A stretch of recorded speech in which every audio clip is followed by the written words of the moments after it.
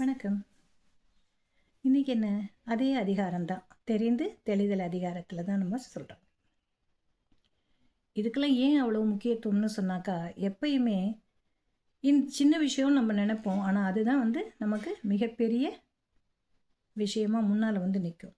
யாரையும் நம்பி எந்த வேலையும் உடனே கொடுக்கக்கூடாது அப்படிங்கிறத நேற்று சொன்னார் இல்லையா? இன்னைக்கு என்ன சொல்கிறாரு அப்படின்னு சொன்னாக்கா, பெருமைக்கும் ஏனை சிறுமைக்கும் தத்தம் கருமமே கட்டளைக்கல்.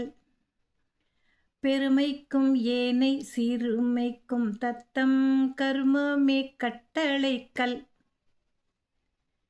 இதற்கு என்ன அர்த்தம்? நேற்று ஒருத்தரை தேர்ந்தெடுக்கணும்னு சொல்கிறாங்க. அதில் அவர்களுடைய நல்லது கெட்டதை நம்ம பார்க்கணும். நல்லதுன்னு என்ன? குணம். நல்ல செயல்களை தீவிரமாக நல்ல செய்வாங்க. ஒரு செயலை நல்ல ஒரு ஓட்டப்பந்தயத்தில் எல்லாராலையும் ஓட முடியுமானா ஓட முடியாது. சரியா? அதே மாதிரி ஒரு நல்ல பேச்சாளராக ஆக முடியும்னா ஆக முடியாது. நல்லா பாட முடியுமானா பாட முடியாது. நல்லா சொல்லித்தர முடியுமானா எல்லாராலையும் ஒரே மாதிரி சொல்லித்தர முடியாது. அப்போ என்ன செய்கிறோம் நம்ம? யார் யார் எந்தெந்த வேலைக்கு நல்லா செய்வாங்களோ அவங்கள தான் நம்ம பணியிலேயே அமர்த்துகிறோம் இல்லையா? அதுதான் அடிப்படை. அது அடிப்படை. இப்போ பெருமைக்கும் ஏனை சிறுமைக்கும் அப்படின்னாக்கா, இந்த மாதிரி தேர்ந்தெடுக்கும்போது அந்த தலைவர்களுக்கு பெருமை கூடும் இல்லையா? மிகச்சிறந்த தொண்டர்களையோ அல்லது சிறந்த சேனை தலைவர்களையோ அல்லது மிக அறிவாளியான ஒரு மந்திரியையோ மதியூகமான மந்திரியையோ ஒரு அரசன் அல்லது ஒரு தலைவன் வச்சிருந்தா எப்படி இருக்கும்? அவரது பெருமைக்கும் ஏனை சிறுமைக்கும் மற்ற சிறுமைகள்னா என்ன?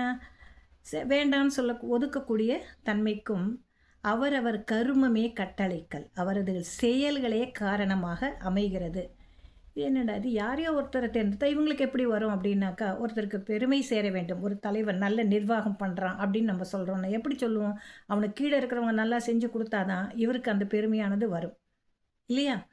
அப்போ இவரை தேர்ந்தெடுக்கக்கூடியவர்கள் எப்படி இருக்கணும்? அந்த செயலை சரியாக செய்யக்கூடியவனாக இருக்கணும்.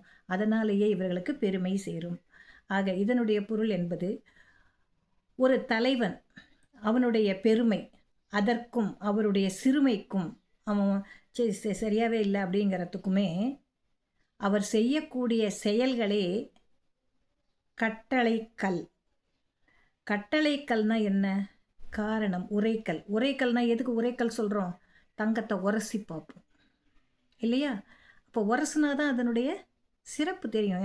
எந்த அளவுக்கு தங்கம்னு கண்டுபிடிக்கிறோம்ல. அந்த மாதிரி நல்ல மக்களை நல்ல செயலாளர்களை தேர்ந்தெடுத்தல் ஒரு கொள்கையாளருக்கு அழகு. அப்படி இருந்தால் அவருக்கு பெருமை சேரும். அவரவர் கர்மமே கட்டளைக்கண். கர்மம்னா என்ன? தேர்ந்தெடுத்தல். அப்போ நல்லா தேர்ந்தெடுத்தால் இவருக்கு நல்ல பெருமைகள் சேரும் என்பது இதன் பொருள். ஒரு தலைவனது பெருமைக்கும் அவனது சிறுமைக்கும் காரணமாக அமைவது அவர் தேர்ந்தெடுக்கக்கூடியது தான் கர்மம்னு இங்கே சொல்கிறாரு. அவருடைய செயல்பாடுகளே அடித்தளமாக அமைகின்றன, உரைக்கல் போல அமைகின்றன என்பது இதன் பொருள். நன்றி. நாளை மீண்டும் பார்க்கலாம்.